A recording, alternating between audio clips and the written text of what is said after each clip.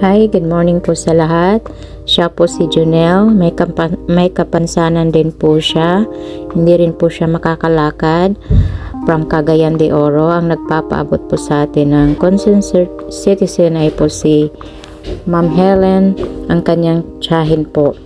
At masayang-masaya din po sila dahil napansin po natin ang kanilang request na isa din sila ang ating mahandugan at mabigyan ng kunting tulong, lalo na po sa ating pabigas, grocery, lalo na po ang kanyang pangangailangan, diaper, pagkain at iba pa. Salamat po. God bless everyone.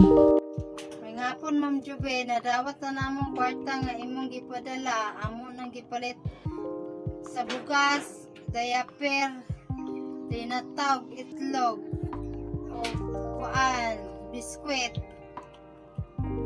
Dako na kay ning tabang sa iyang tag-adlaw nga kinahanglanon Ma'am Jube. Daghang kayong salamat. God bless you po.